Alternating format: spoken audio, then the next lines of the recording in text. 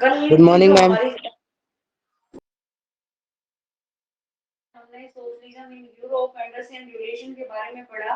Major रूप से हमने सोशलिज्म इन यूरोप जो है ये कंप्लीट कर लिया था, इसके मेजर पॉइंट हमने डिस्कस किए थे। इसके अलावा जो रशियन रिवोल्यूशन है जिसमें जार निकोलस सेकंड का नाम आता है, उनके बारे में थोड़ी सी जानकारी जो है वो कल क्लास के अंदर डिस्कस हुई थी।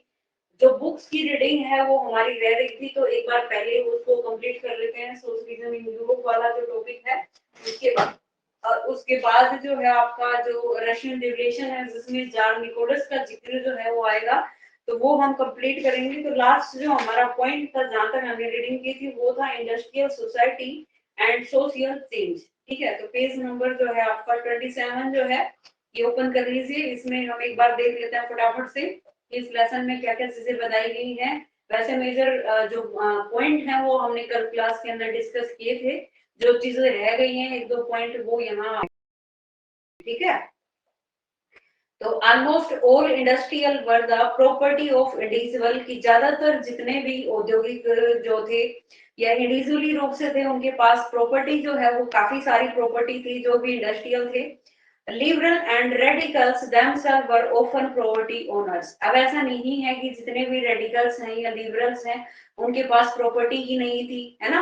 प्रॉपर्टी उनके पास भी थी। ये भी कई में से कई व्यक्ति ऐसे भी थे जिनके पास प्रॉपर्टी जो है इनके पास होती थी, इनके पास भी थी प्रॉपर्टी, ये ओनर थे उन प्रॉपर्टीज के। एंड एम्प्लॉयर, और ये एम्प्लॉयर भी थे। having made their wealth through trade or industrial venture, यानी इन्होंने जो पैसा कमाया, जो भी वेल्थ कमाई, वो कह रहा है किसके द्वारा कमाई है, या तो ट्रेड के द्वारा, व्यापार के द्वारा इन्होंने पैसे कमाए हैं, या फिर दूसरा इनका इंडस्ट्रियल जो वेंचर्स रहा है या जो औद्योगिक जो व्यवसाय रहा है इसके थ्रू उन्होंने पैसे कमाए हैं। तो ये काफी सारी प्रॉपर्टी के ओनर भी रहे हैं।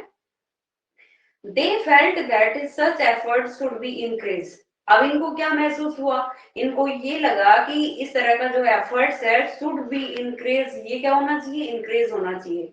that its benefit would be achieved, ताकि इसका ज्यादा से ज्यादा जो बेनिफिट है वो अचीव किया जा सके। if the workforce in the economy was healthy and citizens were educated। अब कह रहे हैं कि ये अचीवमेंट हम कब हासिल कर सकते हैं, तब हासिल कर सकते हैं जब हमारे जो वर्कर हैं यानी जो इकोनॉमी है हमारी वो हेल्थी रहेगी, और जो सिटीजन्स हैं वो कैसे हो, एजुकेटेड हैं। क्योंकि अगर सिटीजन एजुकेटेड रहेंगे तो इससे हम अपने उनको फटाफट जो है डेवलप करने में हेल्प हो सकती है, जो और ज्यादा से ज्यादा प्रॉफिट जो है वो अर्न कर सकते हैं। तो इस तरीके से उन्होंने ये कहा कि जो इकोनॉमी है वो वेल्थी हो सकती है अगर सिटीजन पढ़े लिखे हैं। तो oppose to the privilege the old aristocracy had by birth, यानी ये किस चीज के विरोध में थे, ये उन विशेष अधिकारों के विरोध में थे जो किसी को भी जन्मजात दिए जाते हैं। यानी अगर कोई पैदा होता है तो पैदा होते ही उनको जो प्रिविलेज दी जाती है, जो विशेष अधिकार उनको प्रोवाइड करवाए जाते हैं, ये उन दोनों के खिलाफ थे कि भाई किसी को पैदा होते ही तुम इतने अधिकार कैसे दे सकते हो। यानी अधिकार दिए हैं, ये जो प्रॉपर्टी है वो आपको कमानी पड़ेगी, मेहनत करनी पड़ेगी, तब आप इसके ओनर बन सकते हैं।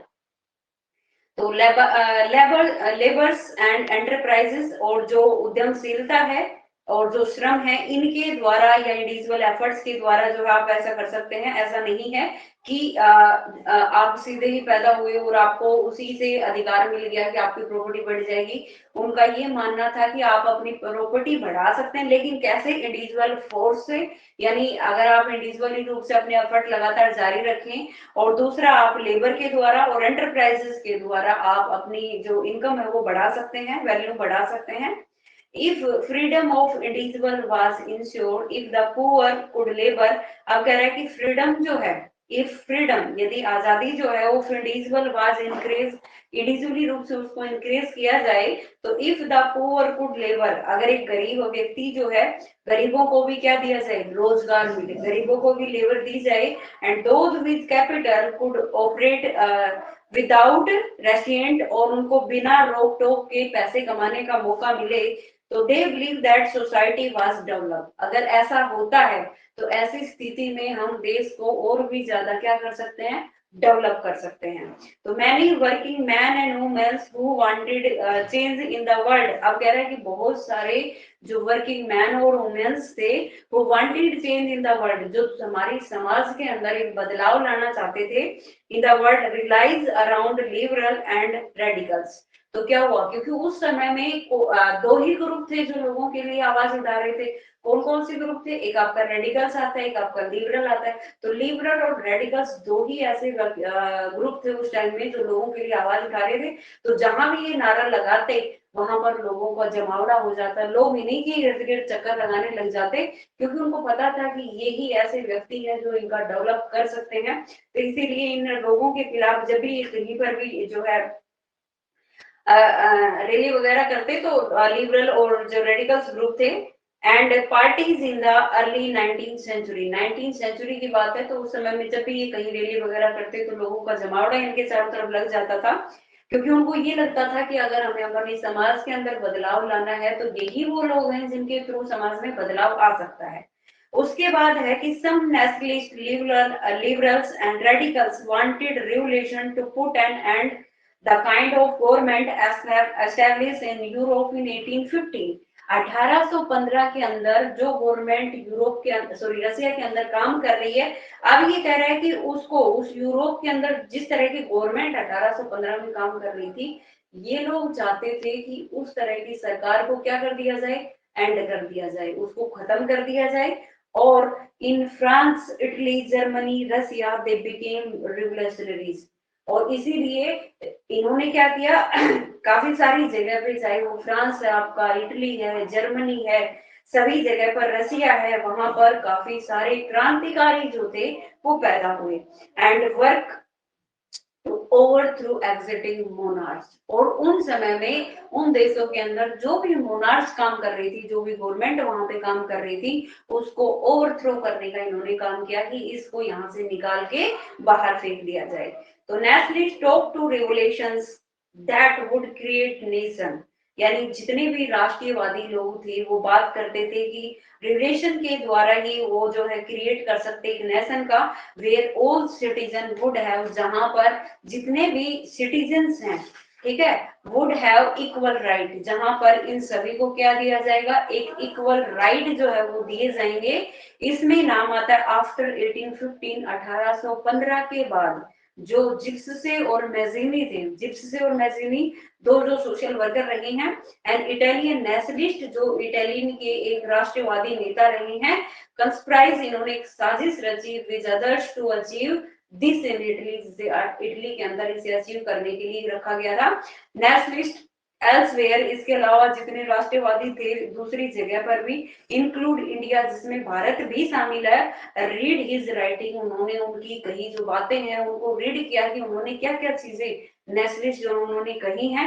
इसके बाद आता है आपका कि यूरोप के अंदर समाजवाद जो था वो किस तरीके से आया, यानी the coming of socialism to Europe, Europe में समाजवाद का आना।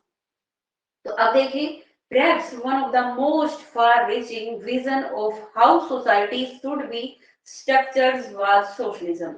अब कह रहा है कि पहले ही हम एक इसमें से मेजर जो मोस्ट जो रीचिंग विजन, जो एक दूरगामी दृष्टि जिसे हम कहते हैं, तो वो दूरगामी दृष्टि जो है वो समाज का हम देख सकते हैं, should be structured was socialism, जो दूरगामी सोच है, यानी जिसके द्वारा समाज को बदलने की कोशिश की जा रही है, वो ही क्या है, वो ही एक समाजवाद है, जिससे हम समाज को बदल सकते हैं। उसके बाद है भी आपका कि by the mid 19th century, जब आधी सेंचुरी 19th सेंचुरी आधी जा चुकी थी, तो उस समय में Europe socialism was a well known body of ideas that attracted wide spread attention. यानी 19th सेंचुरी के हाफ के अंदर क्या हुआ कि सोशलिज्म एक ऐसा हथियार बन चुका था उस समय में, जिससे लोगों को ये लगा कि जो है ज्यादा से ज्यादा अटेंशन ली जा सकती है, यानी सोशलिज्म ही एक ऐसा हथियार है जिससे वो अपने देश को आजाद करवा सकते हैं, या जो भी वो चाहते हैं वो कर सकते हैं।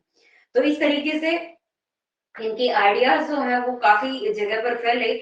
Socialist were against private property, socialist जितने भी हैं वो हमेशा से इस चीज के खिलाफ रहे हैं, समाजवाद इस खिलाफ, समाजवाद की सोच जो है वो यही रही है कि भाई हम जो है प्रॉपर्टी जो है, प्राइवेट जो प्रॉपर्टी है उसके अगेंस्ट में ये लोग रहे हैं। ये इन्होंने कभी भी प्राइवेट प्रॉपर्टी को फेवर नहीं किया कि अगर आपके पास बहुत सारी प्रॉपर्टी और फिर आप सोशलिज्म के जो है नारे लगा रहे हैं, तो ये चीजें इन्होंने कभी नहीं कही। ये इन्होंने इस चीज को हमेशा अनफेयर ही कहा है and saw it as the root of all social ills of the time. अब ये कह रहा है कि ये सोशलिज्म जो है, सॉरी, जो प्राइवेट जो प्रॉपर्टी है, यही सारी चीजों की जड़ है। यानी कहते हैं ना कि बुराइयों की जड़ यही है। तो वही है कि जो प्राइवेट प्रॉपर्टी है, इसी से समाज के अंदर जो डिस्क्रिमिनेशन है वो क्रिएट होता है, या फिर दूसरी जो चीजें हैं वो उस टाइम घटित होती हैं। तो वो कह रहा है कि इन सब के पीछे जो जड़ है, मेन रूट है, वो क्या है, वो प्राइवेट प्रॉपर्टी ही है। तो इसके अलावा अब कह रहा है कि क्यों, why individuals own the property, कि जो इंडिविजुअली रूप से है वो प्रॉपर्टी के मालिक हैं, एंड दैट गिव एम्प्लॉय, जो दूसरों को क्या देते हैं, एम्प्लॉय देते हैं। But the properties work on crane only with personal gain, लेकिन जो है उनका ऐसा नहीं है कि वो उनके ऊपर दया करना चाहते हैं या फिर वो चाहते हैं कि हमारे बराबर हो जाएं तब इनको एम्प्लॉय देते हैं। नहीं, वो एम्प्लॉय देते हैं, लेकिन किस तरीके से देते हैं, ताकि अपना पर्सनल गेन जो है वो उनको हासिल हो कर सके। क्योंकि उनसे अगर वो 10 रुपए का काम करवा रहे हैं तो उनसे उनको 20 रुपए का फायदा हो रहा है। इट मीन्स वो अपने फायदे के लिए, अपने लाभ के लिए उनको हायर कर रहे हैं। और and note with the welfare of those, यानी लोगों की भलाई के लिए उन्होंने काम नहीं किया है कि लोगों की भलाई चाहते हैं तो वो उनको जो है एम्प्लॉयमेंट दे रहे हैं। who made the property productive, जो प्रॉपर्टी प्रोडक्टिव है। So if society as the whole rather than single individual, इस तरह से अगर हम पूरी सोसाइटी को अगर हम देखें rather than single individual, एक सिंगल इंडिविजुअल के रूप में देखें, कंट्रोल प्रॉपर्टी, यानी कुछ ही लोग हैं, इंडिविजुअली रूप से कुछ लोग हैं जिन्होंने पूरी प्रॉपर्टी के ऊपर अपना अधिकार कर रखा है, यानी उन्होंने कंट्रोल कर रखा है। More attention would be paid to collective social interest. अब कह रहा है कि मोर जो अटेंशन है would be paid to collective social interest, सामाजिक इंटरेस्ट के लिए कलेक्टिव रूप से पेड जो है वो अटेंशन उसके ऊपर होनी चाहिए कि कलेक्टिवली रूप से जो सोशल इंटरेस्ट के ऊपर काम हो। Socialist wanted this change and campaign for it, और समाजवादी सोच के जो लोग थे वो यही चाहते थे कि भाई ज्यादा से ज्यादा बदलाव जो है समाजवाद के अंदर जो है, किस तरीके से समाज को आप बदल सकते हैं और उसके लिए कौन से कंपेन हमें करने पड़ेंगे। तो उन्होंने इसी पर फोकस किया और उसके लिए काफी सारे अभियान जो हैं उन्होंने चलाए। अब आता है कि how could a society without property operate, कि बिना प्रॉपर्टी को ऑपरेट किए हुए समाज जो है वो कैसे रह सकता है, कि what would be basis of society, socialist society. और जो समाजवाद जो है जिसमें ये कहा जाता है कि प्रॉपर्टी जो भी है वो बराबर डिस्ट्रीब्यूट हो या लोगों को सभी को बराबर मिले। तो अब ये कह रहे हैं कि किस तरीके से जो है उसका बेस जो है, जो सोशलिस्ट सोसाइटी है उसका बेस जो है वो क्या रहने वाला है। तो socialist had different vision of future. अब जो समाजवादी धारा के जो लोग थे, यानी जो समाजवाद को बढ़ावा देने वाले जो लोग थे, अब इनकी सोच जो है वो भी अलग है, डिफरेंट विजन है इनके पीछे फ्यूचर के लिए। तो some believe in the idea of cooperative, इनमें से कुछ जो लोग थे वो कोऑपरेटिव्स के अंदर बिलीव करते थे, ठीक है। और कुछ कोऑपरेटिव्स के अंदर बिलीव करते थे। रॉबर्ट ओवन जो 1771 से 1858 तक हुए हैं, ए लीडिंग इंग्लिश मैन्युफैक्चरर, जो खुद भी एक इंग्लिश मैन्युफैक्चरर रहे हैं, so to build a cooperative community, इन्होंने भी क्या बनाई, एक कोऑपरेटिव जो है कम्युनिटी जो है वो क्रिएट की है। क्योंकि रॉबर्ट ओवन जो है ये फेवरिज्म में थे कोऑपरेटिव के, तो इन्होंने खुद उस चीज को बढ़ावा दिया है कि कोऑपरेटिव जो है, यानी जिसमें पूरा जो प्रॉफिट है वो डिस्ट्रीब्यूट किया जाता है, जितने भी वर्कर हैं उनके लेबर के आधार के ऊपर वो डिस्ट्रीब्यूट किया जाता है कि जिसने जितना भी लेबर किया है उसको उतना ही प्रॉफिट जो है वो दिया जाए उसी आधार पर। ऐसा नहीं कि आप किसी को हायर करो और उससे अपना वर्क करवाओ और उसके बाद जो प्रॉफिट है उस प्रॉफिट को आप अकेले ही ले लो। तो ऐसा नहीं था। तो रॉबर्ट ओवन जो है वो एक कोऑपरेटिव कम्युनिटी को बढ़ावा दे रहे थे।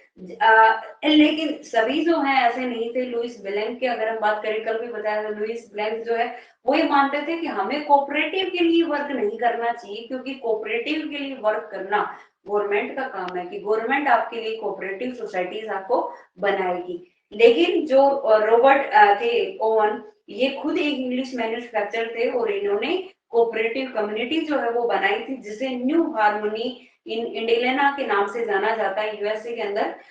अदर सोशलिस्ट फेल्ट दैट, दूसरे जो समाजवादी थे उनका क्या मानना था, felt that cooperative could not be built on a wide scale, यानी जो कोऑपरेटिव है ये एक बड़ी स्केल के ऊपर नहीं बनाया जा सकता, ओनली थ्रू इंडिविजुअल इनिशिएटिव्स, ये सिर्फ इंडिविजुअल इनिशिएटिव के द्वारा बनाया जा सकता है। They demanded that government increase cooperative, जैसा मैंने अभी बताया आपको कि इनकी मांग थी क्या थी, कि सरकार जो है वो कोऑपरेटिव के लिए काम करे, कोऑपरेटिव बनाए और इंक्रेज करे कोऑपरेटिव्स को। In France for intense Louis Blanc wanted the government, अब लुइस ब्लैंक जो यही चाहते थे कि गवर्नमेंट जो है वो भी इंक्रेज करे कोऑपरेटिव्स को।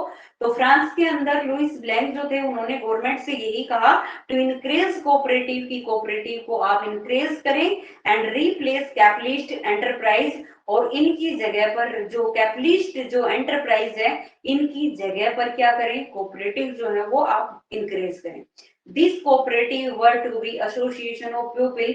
अब ये जो कोऑपरेटिव है ये क्या है, कोऑपरेटिव एक ऐसा एसोसिएशन है लोगों का हु प्रोड्यूस गुड टुगेदर, जिसमें जो प्रोडक्शन है वो एक साथ मिलके किया जाता है, वो प्रोडक्शन टुगेदर किया जाता है गुड्स का, एंड डिवाइडेड द प्रॉफिट, और जो भी प्रॉफिट आता है उस प्रॉफिट को डिवाइड किया जाता है according to the work done by the member, यानी मेंबर्स के द्वारा जो भी वर्क डन किया गया है उसमें उनकी लेबर के आधार पर ही उनको प्रॉफिट जो है वो क्या किया जाए, डिवाइड किया जाए।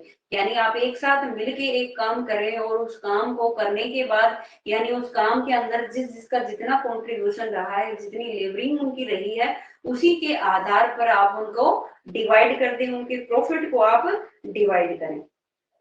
तो ऐसा मानना था इनका।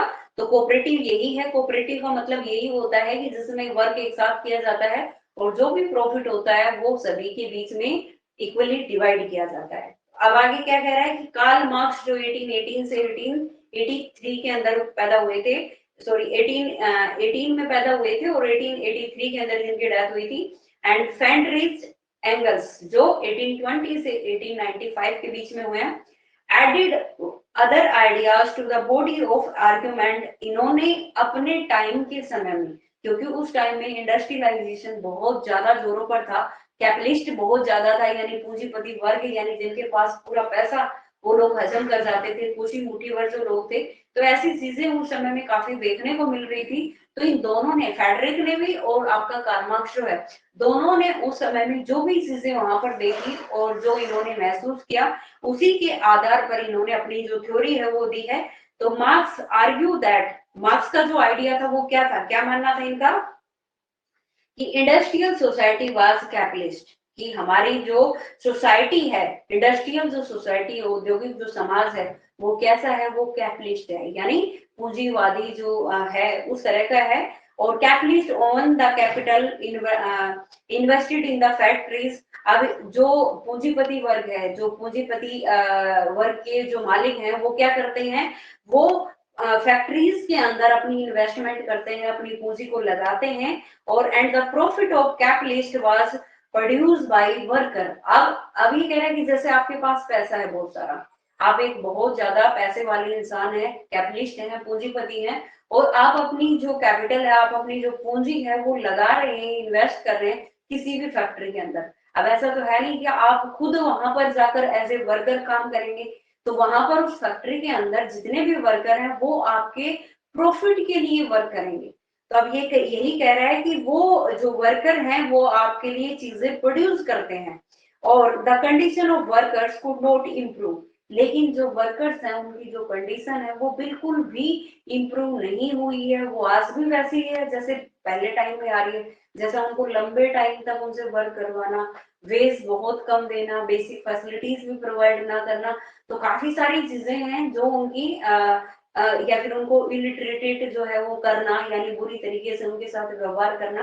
तो ये काफी सारी चीजें हैं। तो कह रहे हैं कि वो जो कंडीशन है वर्कर्स की वो बिल्कुल भी इम्प्रूव नहीं हो रही है, और जो पूंजीपति है वो और ज्यादा पूंजीपति होता जा रहा है, क्योंकि वर्कर से काम करवा रहा है, सारा फायदा अपने पास लेके जा रहा है। तो इस तरीके से उनकी कंडीशन में कोई इंप्रूवमेंट नहीं हुआ, as long as this profit was completed by private capitalist. और पूरा जो पैसा है वो कहाँ जा रहा है, वो जा रहा है कि सीधा सीधा उनकी जेब के अंदर। और मार्क्स बिलीव दैट, अब जो मार्क्स हैं वो क्या चाहते हैं, sorry, worker had to overthrow capitalism.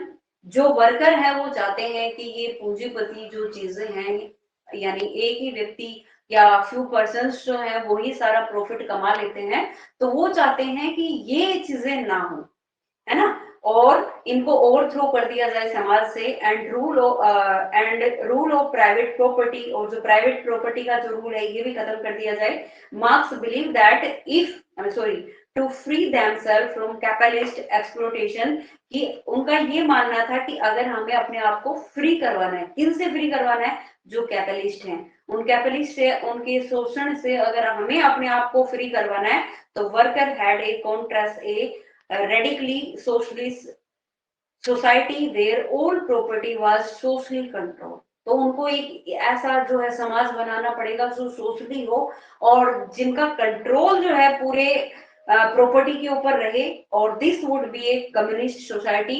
और इस तरह की जो सोसाइटी बनेगी उसे कम्युनिस्ट सोसाइटी का नाम दिया गया।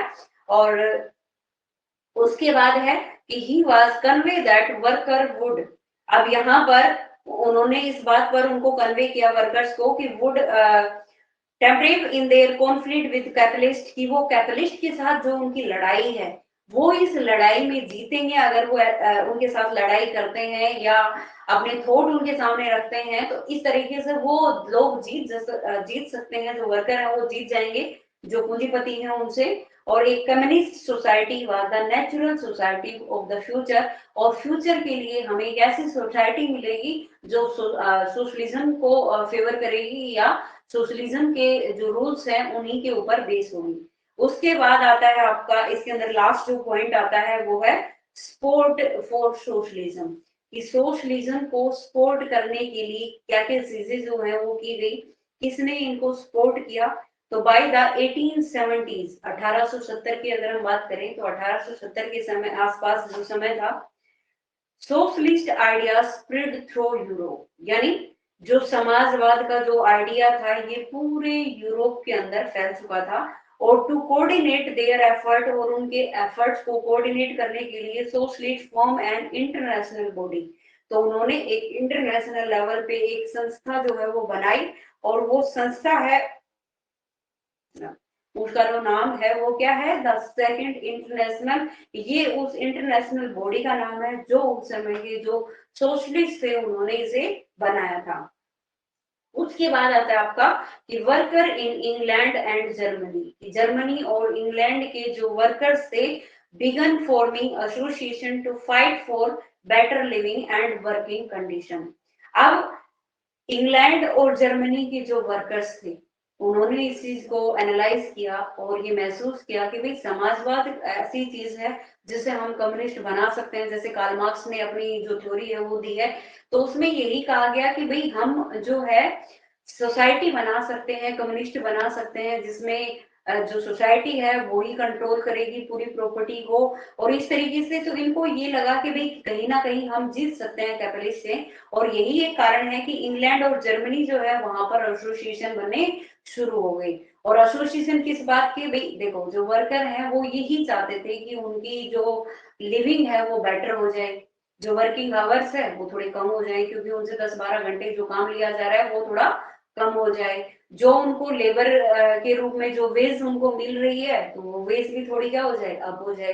तो ये बेसिक बेसिक छोटी छोटी जो डिमांड है वो उनकी थी। तो इन्होंने जो फॉर्मिंग किया association to fight for better living. अब ये किसके लिए फाइट कर रहे हैं, वही तो कर रहे हैं, बेटर लिविंग के लिए, क्योंकि इनकी living condition was very poor, क्योंकि लिविंग कंडीशन तो बहुत ही खराब थी, तो उसी को बेटर करने के लिए एक एसोसिएशन बना रहे हैं। एंड वर्किंग कंडीशन, जो काम करने की जो कंडीशंस हैं वो भी इम्प्रूव करने के लिए ये लोग काम कर रहे हैं। तो they set up found to help members in time to distress and demanded reductions of working hours. अब यहाँ पर वो अपने मेंबर्स के साथ एक एसोसिएशन बनाते हैं, हेल्प करते हैं, और ये पाते हैं कि जो मेंबर्स हैं वो एक दूसरे की हेल्प करेंगे, और ये डिमांड रखते हैं कि भी उनके जो वर्किंग आवर्स है, जो उनसे 10-12 घंटे काम करवाया जा रहा है, वो थोड़ा रिड्यूस हो जाए, वो थोड़ा कम हो जाए।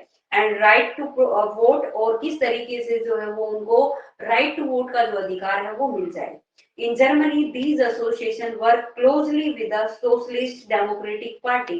अब जर्मनी के अंदर जो वर्कर्स थे वो वर्क कर रहे थे एक एसोसिएशन बनाकर, जो सोशलिस्ट डेमोक्रेटिक पार्टी जो थी उसके थ्रू एसपीडी के द्वारा, and help it win parliamentary seat. और उसके बाद इन्हीं की हेल्प से जो एसपीडी थी वो वहां पर क्या कर जाती है, पार्लियामेंट्री जो सीट्स हैं वो जीत लेती है। और बाय 1905 1905 के अंदर socialist and the trade unionist formed a labour party. वो लेबर पार्टी का निर्माण करते हैं 1905 के अंदर, जो सोशलिस्ट है और जो ट्रेड यूनियनिस्ट है लेबर पार्टी बनाते हैं। कहां पर, in Britain, and socialist party in France.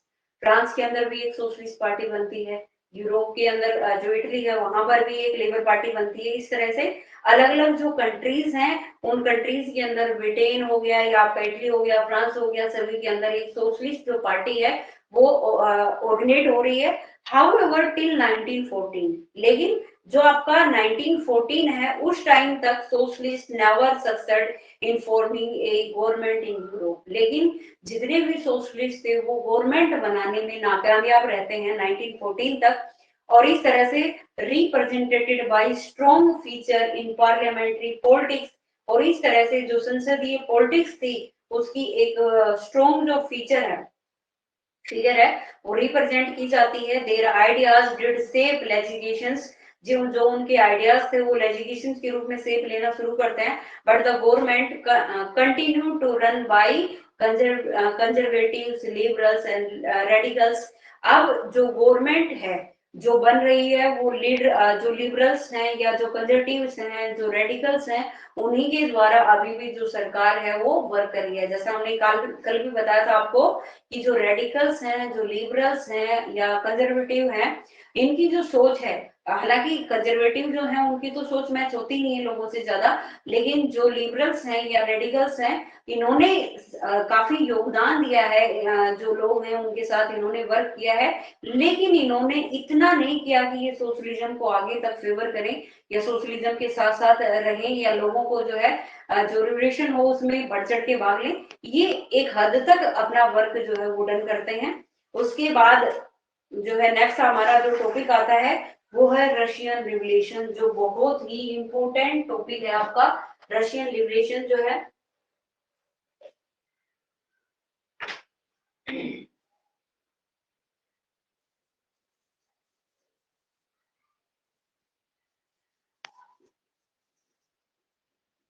Russian revolution, यानी जो रशिया के अंदर जो रिवॉल्यूशन हुआ था, जो क्रांति हुई थी, वो किसके समय में हुई थी? सबसे पहले तो वो है आपका जार निकोलस। जार निकोलस जो सेकंड था, उसके समय में ये जो क्रांति थी ये डन हुई थी। रशियन जो रिवोल्यूशन है इसके बारे में हमने कल भी आपको बताया था कि जो ये जार है, जार जो है रशिया के अंदर जितने भी राजा होते हैं, किंग होते हैं, उनको रशिया के अंदर जार का नाम दिया जाता है। और जो इनकी पत्नी होती है उनको जरीना कहा जाता है। तो जार जो है, जार निकोलस सेकंड जो थे, ये रूलर हुआ करते थे रशियन रिवोल्यूशन के टाइम के अंदर। और एक बार देख लेते हैं इसके बारे में थोड़ा सा। In one of the least industrialise of Europe state this situation was reverse. यानी अगर हम औद्योगिकरण की बात करें तो औद्योगिकरण जो है यूरोप के अंदर जो हुआ था, जो यूरोप के अंदर हुआ था, तो वो स्थिति अब बिल्कुल उलट चुकी थी। और socialist took over the government in Russia through the October revolution of 1917। जो अक्टूबर के अंदर रशिया के अंदर जो रिवोल्यूशन हुआ था 1917 में, वो जो है सोशलिस्ट के द्वारा गवर्नमेंट जो है वो क्या कर ली गई थी, ओवर कर ली गई थी। और उसके बाद द फॉल ऑफ मोनार्क्स इन फरवरी 1917, और 1917 के फरवरी के अंदर जो मोनार्क्स था वो खत्म हो चुका था। एंड इवेंट ऑफ अक्टूबर आज normally called the Russian revolution, और अक्टूबर के अंदर जो रिवोल्यूशन हुआ था उसे हम रशियन रिवोल्यूशन के नाम से जानते हैं। How did this come about, और what were the social and political condition in Russia, की सामाजिक और जो पॉलिटिकल कंडीशन रही है रसिया की वो कैसी रही है। व्हेन द रिवोल्यूशन ओक्यूर, यानी जब ये रिवोल्यूशन स्टार्ट हुआ तो उस समय में जो रशिया है उसकी सोशल और पॉलिटिकल कंडीशन जो है वो किस तरीके की थी। To answer this question let us book at Russia, let us say look at Russia a few years before the revolution। तो इसको जानने के लिए, इस क्वेश्चन को जानने के लिए कि रेवोल्यूशन रशियन जो रिवोल्यूशन है वो कब घटित हुआ और क्या क्या कंडीशन इनकी रही सोशल या पॉलिटिकल कंडीशन, कुछ सालों पहले जाना पड़ेगा कि रशियन रिवोल्यूशन जो है वो कैसे स्टार्ट किस तरीके से हुआ। तो रशियन रिवोल्यूशन जो हुआ था हमारा, तो रशियन एम्पायर की अगर हम बात करें, कब की बात करें, इन 1914। रशियन रिवोल्यूशन जो है 1914 के अंदर जो इसकी कंडीशन है वो क्या है। तो in 1914 tsar Nicholas second ruled Russia and its empire, यानी इस एम्पायर का सबसे बड़ा जो रूलर था वो था जार निकोलस सेकंड, और इसके पास एक बहुत बड़ा साम्राज्य आया था, यानी इसके फादर के बड़े बेटे थे ये। और जब ये रूलर बने तो इनको विरासत के रूप में इतना बड़ा जो साम्राज्य था उस पूरे साम्राज्य की रूलर बने। तो इसके अंदर कौन कौन से प्रदेश हैं जो इसके अंदर शामिल थे, यानी कौन कौन सी आसपास के जो स्टेट हैं जो इसके अंदर इंक्लूड होते हैं जो इस पूरे साम्राज्य को बनाते हैं। तो उसमें है आपका सबसे पहले decide the territory around Moscow, Moscow के टेरिटरी के आसपास का जो है उसके डिसाइड में। और Russian empire include current day, यानी आज के समय में रशियन एम्पायर के अंदर कौन कौन से प्रदेश जो शामिल थे, तो उसके अंदर आता है आपका फिनलैंड। सबसे पहले अगर हम रशियन रिवोल्यूशन की बात कर रहे हैं तो उसके अंदर जार निकोलस का जो शासन था ये जाना जरूरी है कि वो कौन कौन से प्रदेशों के ऊपर था। तो सबसे पहले आपका आता है फिनलैंड। फिनलैंड जो है ये भी रशियन रिवोल्यूशन सॉरी रशियन जो एम्पायर था उसी के अंदर आता है। उसके अलावा लेटविया, लेटविया आता है, और उसके बाद है लिथुनिया,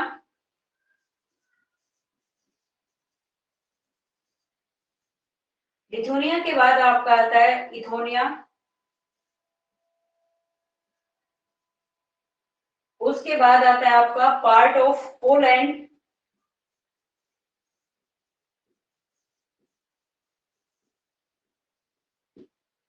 पार्ट्स ऑफ पोलैंड, उसके बाद है यूक्रेन,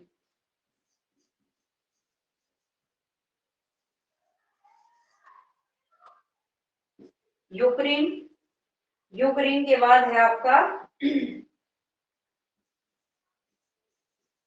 बेलारस।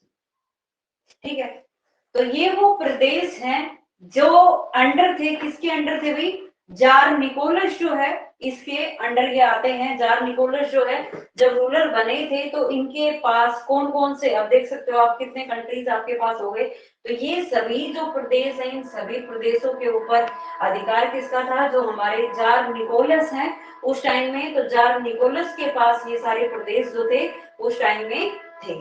उसके बाद आता है कि जार निकोलस जो है ये बड़ा ही बुद्धू टाइप का राजा था, और इतने बड़े एम्पायर को ये नहीं संभाल पाया कि मुझे इतना बड़ा एम्पायर जो मिला है उसे मैं किस तरीके से संभालूंगा, ये इसे नहीं पता था। तो इसके अंदर Finland, Latin, Lithuania, Estonia, part of Poland, Ukraine और जो बेलारस है, ये सारे प्रदेश जो हैं ये उस समय में जो जार निकोलस थे इनके साम्राज्य में ही आते हैं। उसके बाद अगर हम बात करें तो tsar Nicholas ruled Russia and its hung empire, यानी ये रशिया के अंदर रूल करता था और इसके पास एक बड़ा ही एम्पायर था। हंग एम्पायर जो था वो इसके पास था।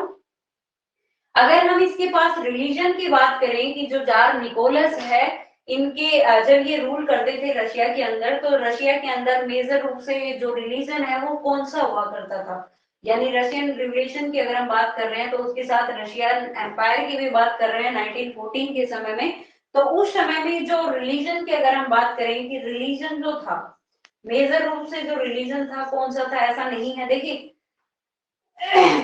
अगर हम किसी भी कंट्री की बात करते हैं तो उसका एक रिलीजन होता है, एक धर्म होता है। तो उस समय में जो रशिया था, इस रशिया का जो मेन रिलीजन था वो क्या था, तो इसमें था भाई मेजोरिटी पॉपुलेशन वाज रशियन,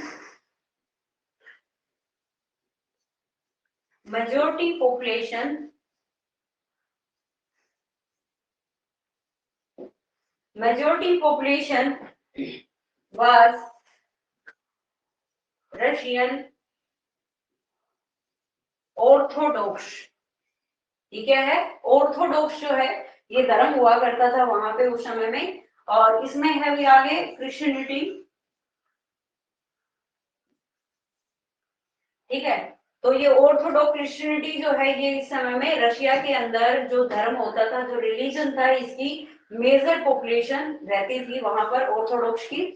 उसके बाद है but the empire also include, लेकिन ऐसा नहीं है कि सिर्फ ये जो ऑर्थोडॉक्स है यही रिलीजन था, इसके अलावा भी रिलीजन थे। बट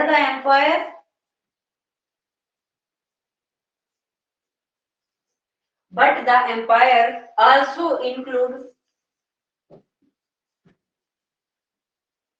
इसमें जो और भी चीजें जो शामिल है वो है आपके भाई कैथोलिक, कैथोलिक्स, ठीक है। और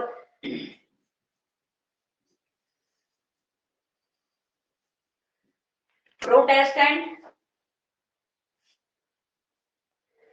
मुस्लिम्स एंड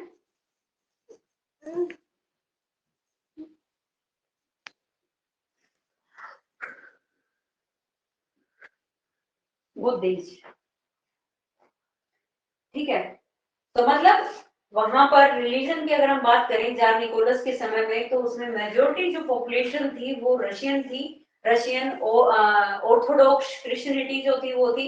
लेकिन but the empire also include, लेकिन इस एम्पायर के अंदर जो है कैथोलिक जो थे वो भी शामिल थे, प्रोटेस्टेंट भी शामिल थे, मुस्लिम भी शामिल थे, और जो बुद्धिस्ट थे यानी बौद्ध धर्म को जो मानने वाले थे वो भी इसके अंदर इंक्लूड थे, ठीक है। उसके बाद अगर हम बात करें कि मेजोरिटी ऑफ रशियन पॉपुलेशन जो है उनकी इकोनॉमिक या सोसाइटी जो है वो किस तरीके से की थी, तो उसमें मेजर रूप से जो रशिया के अंदर लोग थे वो 85% जो पॉपुलेशन थी वो एग्रीकल्चर एक्टिविटीज के अंदर ही सबसे ज्यादा इन्वॉल्व रहती थी।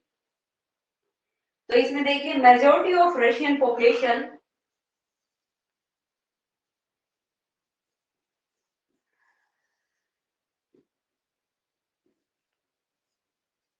majority of Russian population वो क्या करते थे भाई, agree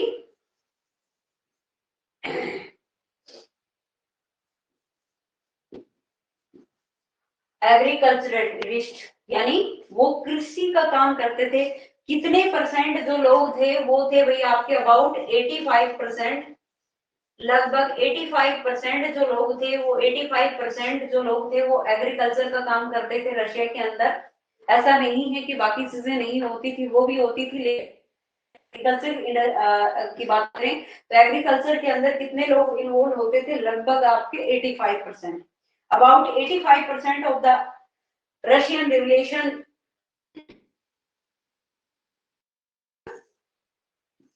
the Russian empire, empire population,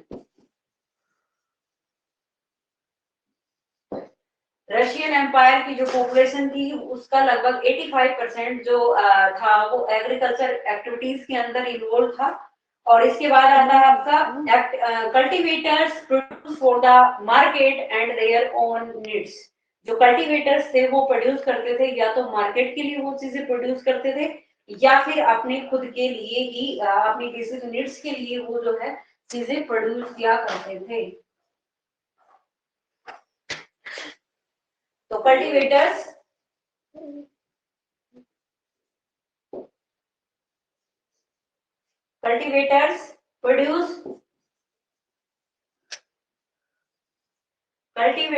produce for the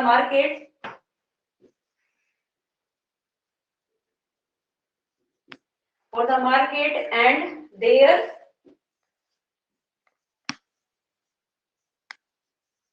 own needs.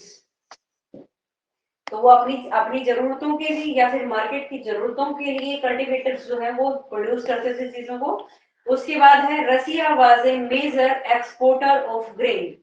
रसिया जो है इसके अंदर काफी सारी जो ग्रेन था, यानी सबसे ज्यादा ग्रेन, क्योंकि 85% लोग इसके अंदर इन्वॉल्व हैं, तो काफी सारा अनाज यहाँ पैदा होता था और वो जो अनाज है वो दूसरे देशों के अंदर भी जो है एक्सपोर्ट किया जाता था। तो रसिया जो था, Russia was a major exporter of grain, मतलब अनाज को सबसे ज्यादा एक्सपोर्ट करने का काम भी जो था वो कौन करता था? रसिया, क्योंकि इसमें 85% इन्वॉल्व थे लोग और इसी वजह से काफी सारा अनाज वहां पर पैदा होता था और इस अनाज को वो अपनी जो है जितनी भी नीड्स है खाने की वो कंप्लीट करने के बाद काफी अनाज जो है इनके पास बच जाता था और इस अनाज को वो लोग जो है दूसरे प्रदेशों के अंदर जो है वो एक्सपोर्ट किया करते थे। तो वही आज की जो हमारी क्लास है इसमें ही इतना ही हो पाएगा। इसके बाद आगे का जो जार निकोलस जो है या रशियन रिवॉल्यूशन जो है वो किस तरीके से हुआ, किस तरह से आगे बढ़ा, वो सारी चीजें हम नेक्स्ट क्लास के अंदर डिस्कस करेंगे।